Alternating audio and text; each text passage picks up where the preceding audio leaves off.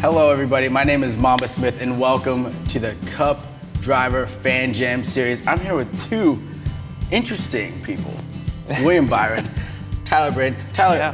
who's your muse? Who's your favorite artist? And then William, I'll come to you and ask you who your favorite driver is that really like inspires you for what you do.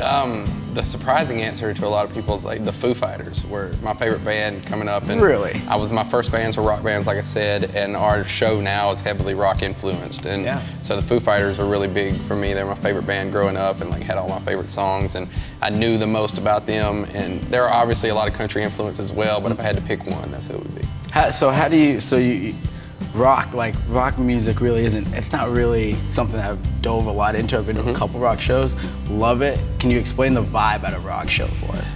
It's just high energy is kind of what I mean when I say that. And like when it comes to like playing an instrument, I play guitar, but I only play on like a third of our set.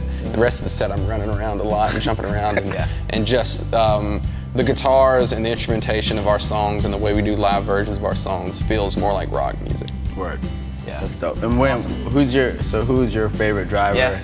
Who's your inspiration to getting you into your career? Yeah, I mean, obviously, definitely Jimmie Johnson when I was growing up through the ranks. And, you know, I watched Jimmie really as a rookie was kind of when I was starting to watch racing. So I was like, man, who's this guy? Like he comes in and Jeff Gordon gives him, an opportunity, and then Mr. Hendrick, and I'm like, what is this all about? And he just lit the world on fire basically from day one. And so I think he was a big inspiration for me, kind of the way he carried himself, the way that, how professional he was, but how hard he worked at it, and just how talented he was too. So I would say him, and then, modern day, just kind of looking at some of the F1 drivers and Lewis Hamilton and, Max and some of those guys that, you kind of look up to on the other side of the world. Absolutely. I mean, they had bigger events there that were actually a little more taken care of and a little more sanctioned, but they did have like these random, like almost like you said, 4th of July event. It's going to be a little crazy, And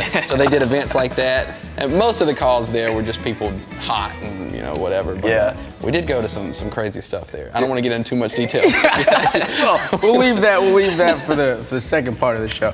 Charlotte's crazy, man. Because it's the hub is such a big hub for connector flights. You see all types of people through there, and that's it reminds me about just being on the travel life, right?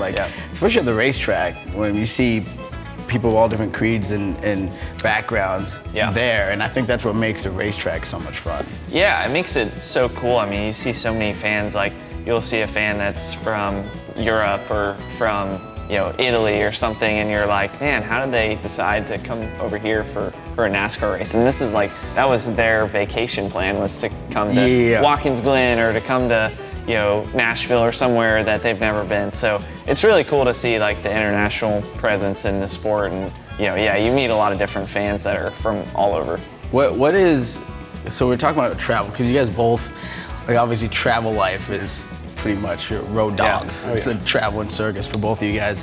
What is the hardest part about the travel life for you, and what is the most fun part that you enjoy the most about it? For me, the hardest part is not having a consistent bed. I think so, because especially singing, I mean, even if you get, quote unquote, enough sleep, sleeping in a different bed, your body's not used to it. You wake up more than you realize in the middle of the night and stuff like that, and it definitely makes singing harder. And I can't imagine, singing a song takes 3 minutes, but you got to drive for hours, and I can't imagine if you don't get proper rest, it's got to be incredibly difficult. Yeah, no, it's true. I mean, I honestly, what you said is very true. I try to keep my routine as close and similar as possible each race weekend, because any little bit that's different, it's hard to adjust to different time zones and different environments and stuff. So for sure. So what's the thing you look forward to about being on the road?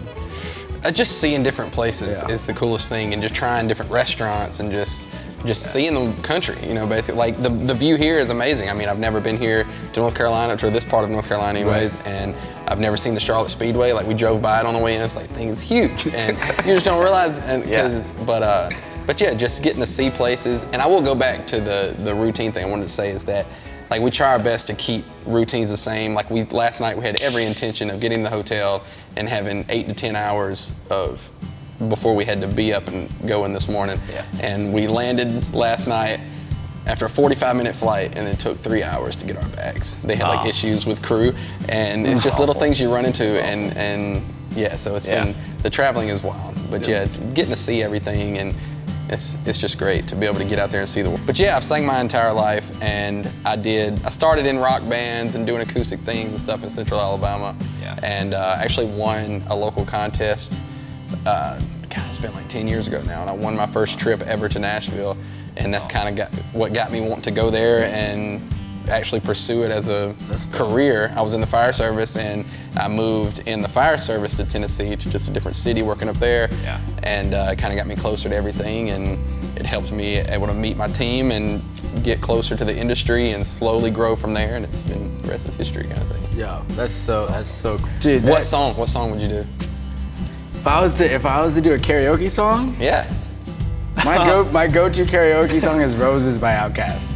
Okay. Yeah, because it's not really much singing. It's more like okay. it's like, you know, it's like poetry in motion. It's a little bit, you know, it's a little bit more rapping. William, all right. Yeah. Same question. If you're karaoke, what's your go-to? Oh, I'm gonna do something that like everybody else can sing along to, so they don't like hear. That's smart. So I do like Country Roads or something. So everyone just starts singing. Belting at the top of their lungs.